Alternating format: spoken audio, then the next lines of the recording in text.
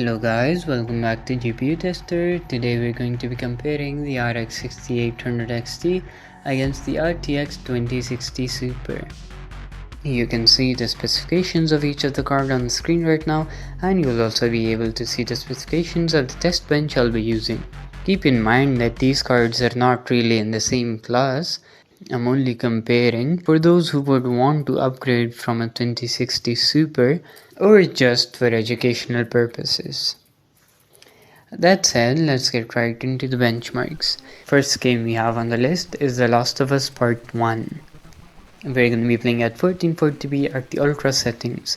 Again, this 2060 Super is not made for 1440p, we're just testing it to show you how big the difference between a 6800 XT and a 2060 Super is.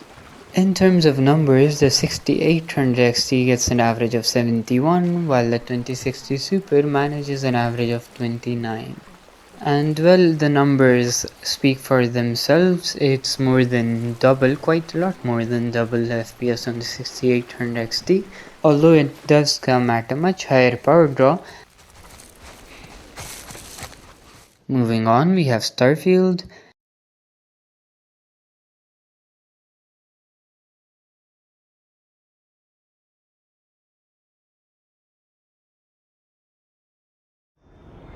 In Starfield, the 6800 XT gets 69 FPS average, whereas the 2060 Super gets an average of 29, again the same as before.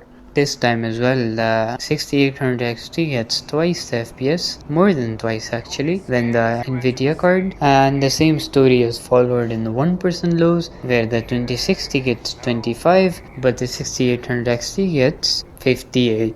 That said, you can lower down the settings a little bit and enable DLSS on the 2060 Super, which actually looks great in this game by the way. Do you get a solid 30 plus FPS experience most of the time.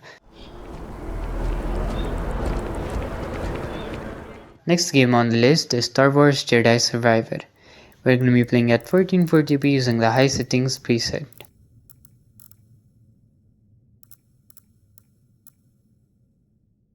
In terms of averages, we get 76 on the 6800 XT and 38 on the 2060 Super. That is exactly 100% of difference, and the 2060 Super actually does a decent job this time around. We won't have to lower the settings or enable DLSS or something to get a 30 plus FPS experience. So yeah, you can play this game with the 2060 Super at 1440p. The 1% lows aren't too bad either, they are above 30, and that is all that matters. There he is! Shoot to kill!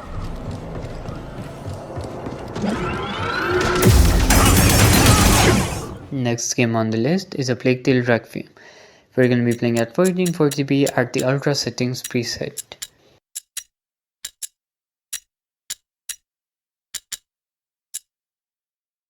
In terms of averages, we get 76 on the 6800 XT and 37 on the 2060 Super. That is again almost exactly 100% of difference. However, it is slightly more than that in favor of the 6800 XT.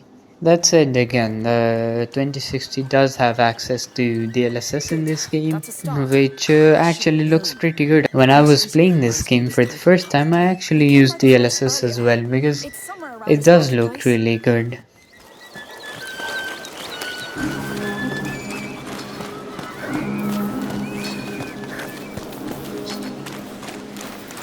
You're sure you remember where this florist is?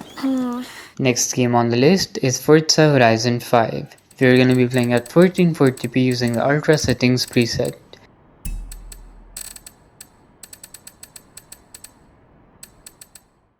And Forza Horizon 5 surprisingly runs really well on the 2060 Super, and of course if it runs well on the 2060 Super, the 6800 XT should have no problem.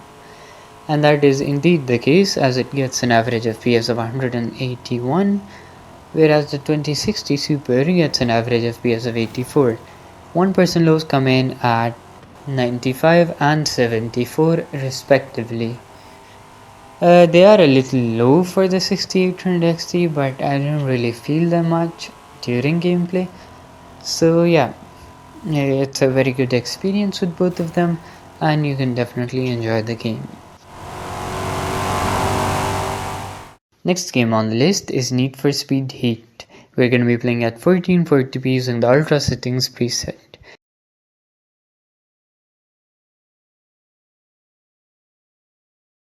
And Heat is one more game where the 2060 Super actually manages to get 60 plus FPS, which is pretty rare in this day and age, with all these games releasing with extremely high-end requirements. That said, the experience on both these cards is pretty good. The 1% lows are pretty good as well at 96 and 51. What the hell? Richie! Richie! Did he seriously just bail?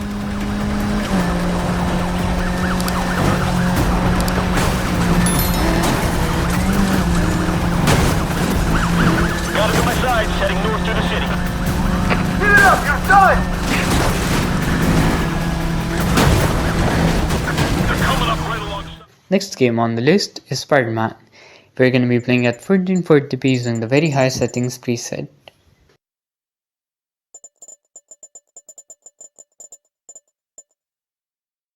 The 2060 Super is on a roll as it gets its third game where it manages to achieve 60 plus FPS. In Spider-Man it gets an average of 79 FPS, coming in at 55. The 6800 XT doesn't disappoint either, with an average FPS of 115, 1% lows coming in at 67. To be honest, I was expecting more from the 6800 XT, considering how it performed in other games, but maybe the 2060 Super is a little more optimized because it's an NVIDIA card, and this game does really prefer NVIDIA cards. Prisoners are opening fire from stolen vehicles. Next game on the list is Uncharted Lost Legacy.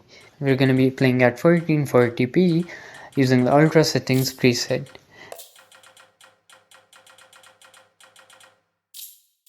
In terms of FPS, we get an average of 109 on the 6800 XT, 60 on the 2060 Super. That's the fourth game where the average is 60 or above.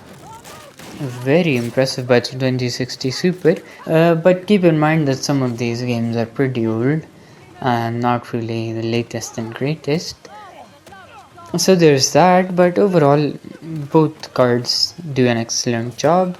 The 1% lows are 95 and 50 respectively.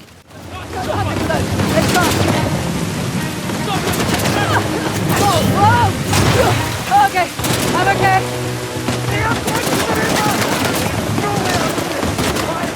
Next game on the list is The Witcher 3. We're going to be running at 1440p using the Ultra Settings preset.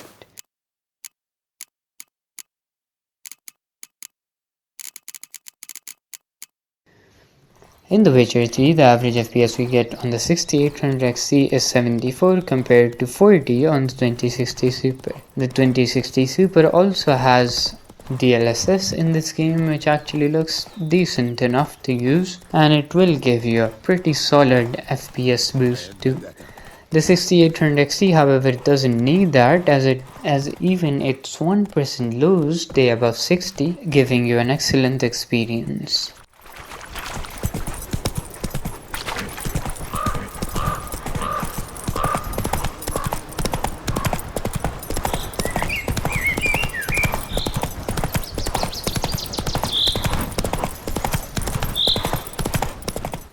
Next game on the list is Shadow of the Tomb Raider. We're going to be playing at 1440p using the highest settings.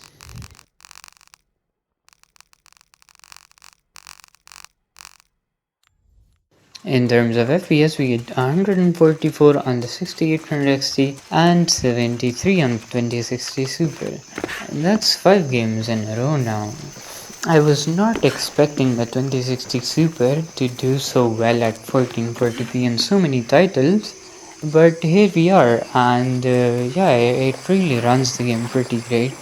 And of course, the 6800 XT is even better, as it almost doubles the FPS, falling short by just 2 FPS The 1% lows are very solid as well at 102 and 65.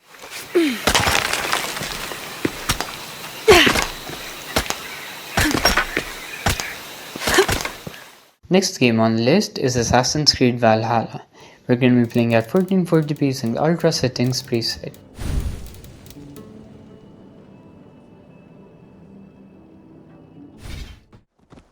In Valhalla, we get 120 FPS average on the 6800 XT, while the NVIDIA cards get 59 FPS average. It just fell short of the 60 FPS mark. And you can definitely achieve that even if you turn down just a few settings, just a little bit. That said, the experience on the 2060 Super is not bad at all. Of course, it doesn't really match with the 6800 XT as it really demolishes any game we throw at it. I don't think it has fell below 60 in any of these titles. But yeah, it's a decent experience for the 2060 Super as well.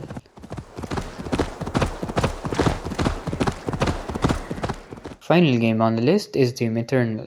We're going to be playing at 1440p using the Ultra Nightmare preset.